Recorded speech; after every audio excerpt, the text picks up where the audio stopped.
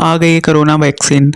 Britain ने इसका third trial कर लिया है और कोरोना वैक्सीन अगले हफ्ते से ब्रिटेन में लगने लग जाएगी और इसकी मंजूरी ब्रिटेन ने कर दी है। फाइज़र वैक्सीन जो कि जर्मनी के साथ टाई अप होकर ब्रिटेन ने बनाई है, ये पहली वैक्सीन है जिससे आम लोगों में को ये लगना चालू हो जाएगी। अगले हफ्ते से 20 लाख लोगों को कोरोना वैक्सीन लगना स्टार्ट हो जाएगा ब्रिटेन के अंदर। सबसे पहले हम जानते हैं कि इसकी खासियत क्या है। सबसे पहले जब इसका ट्रायल हुआ तो इसकी जो परसेंटेज थी 95% ये देखा गया कि ये कारगर है और इफेक्टफुली काम कर रही है। 43,000 लोगों पर इसका ह्यूमन ट्रायल हुआ था। इस वैक्सीन को बनने में कम से कम 10 महीने का वक्त लगा था। आमतौर पर जहाँ सालों का वक्त लगता है और इसमें कम 10 महीने में ही इसको तैयार किया गया, क्योंकि कोरोना वायरस से पूरी कंट्री, पूरा वर्ल्ड काफ़ी ज़्यादा प्रॉब्लम में है। इसी कारण से इसको सालों की मेहनत को महीनों में तैयार किया गया। इस कोरोना वायरस की इस वैक्सीन को, जो कि फाइज़र वैक्सीन है, इसके लिए -70 डिग्री सेल्सियस का वातावरण होना अति आवश्यक है।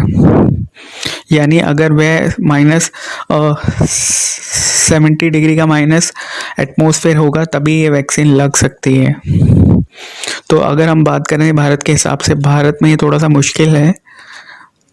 भारत में भी ट्रायल चल रहे हैं और सीरम इंस्टीट्यूट और एस्ट्राजेनेका का, और आशंका है कि जनवरी से मार्च के महीने में भी भारत में वैक्सीन लगना स्टार्ट हो जाए। उसका भी लास्ट ट्रायल चल रहा है। साथ में हम ये बता दें कि कोरोना वायरस की जो वैक्सीन है वो करती क्या है। सबसे पहले WHO ने भी यही कहा है कि आपकी हार्ड इम्यूनिटी आपको बचा सकती है जब तक कोरोना वायरस की वैक्सीन नहीं आती है।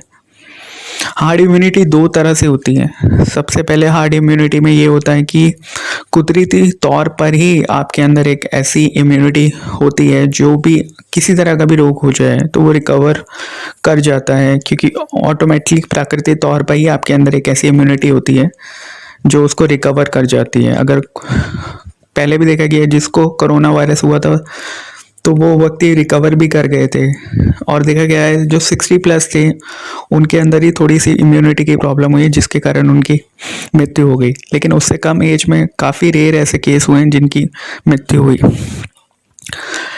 हार्ड इम्यूनिटी यानी रोग प्रतिरोधक क्षमता जो हर व्यक्ति के अंदर होती है, जो वैक्सीन का भी टारगेट है। तो पहला टारगेट ये होता है कि हार्ड इम्यूनिटी अपने आप ही आ जाती है, जिस तरह से लोग अपने आप ही ठीक हो रहे हैं। रिकवरी रेट भी काफ़ी अच्छा है भारत में भी। दूसरी तरफ इंजेक्शन के थ्रू जो कोरोना वायरस की वैक्सीन है उसके थ्रू हार्ड इम्यूनिटी को बढ़ाने की कोशिश की जा रही है कि यानी अगर इम्यूनिटी स्ट्रांग होगी किसी भी व्यक्ति के अंदर तो उसको कोरोना वायरस से संक्रमित नहीं होगा। तो इसलिए वैक्सीन भी ज़रूरी है, क्योंकि ये रोग जो है एक व्यक्ति से दूसरे व्यक्ति में फैलता है। तो इसी कारण से कोरोना वायरस की वैक्सीन ज़रूरी है ताकि ये रोग दोबारा किसी को ना हो पाए और सबको वैक्सीन लग सके। पर भारत में ICMR ने कहा है कि पहले ये वैक्सीन कुछ लोगों को ही लगेगी, मतलब कुछ जिनको इनकी ज़रूरत है, हेल्पर्स को, डॉक्टर्स को और कुछ वर्कर्स को। तो इम्यूनिटी, हार्ड इम्यूनिटी आपको बचा सकती है, या तो आप प्राकृतिक तौर पर इसको नॉर्मली जो बढ़ रही है या टीकाकरण के हिसाब से इसको बढ़ा सकते हैं। बट टीकाकरण के हिसाब से बढ़ाना ज़्यादा बेटर रहेगा, क्योंकि ये रोग जानलेवा भी साबित हो रहा है। उसके बाद हम बात करते हैं कि आर वैल्यू की, यानी भारत में अगर देखा जाए जो आर वैल्यू थी वह पहले अप्रैल में 2020 में 0.5 थी, जो कि ठीक थी। इससे हम कह नहीं सकते कि भारत में थर्ड स्टेज से ऊपर कोरोना वायरस है। उसके बाद अगर हम इस समय इस मंथ की बात करें दिसंबर में, तो अब 0.9 है, यानी एक व्यक्ति, सिर्फ एक ही व्यक्ति को संक्रमित कर रहा है कोरोना वायरस के लिए। और भारत में अगर देखा जाए तो पहले अगर कोरोना वायरस की जो दर थी 0.5 से नीचे आती है तो काफ़ी ज़्यादा बेटर है। पर उसमें ये होता है कि अगर 0.5 से ऊपर की आती है तो उसमें ये होता है कि 100 पर्सन्स 148 को संक्रमित कर रहे हैं। तो देखा जाता है कि मतलब लेवल में है, ज़्यादा वो नहीं है। लेकिन फिर भी भारत में इसकी थर्ड स्टेज कम हो नहीं पाई और आर वैल्यू भी ये बता रही है कि अगर किसी को कोरोना वायरस हो रहा है तो एक पर्सन दूसरे को संक्रमित कर रहा है। अगर इससे ज़्यादा हो तो हम कह सकते हैं कि काफ़ी ज़्यादा क्रिटिकल इलनेस है। फिलहाल काफ़ी ज़्यादा टेस्टिंग चल रही है और इसके रिज़ल्ट भी पॉजिटिव आ रहे हैं। अब हम बात करते हैं कि ये कोरोना वायरस की जो वैक्सीन है वो क्या करेगी। सबसे पहले आपके टी सेल्स को बढ़ाएगी और वो भी इम्यूनिटी ही है।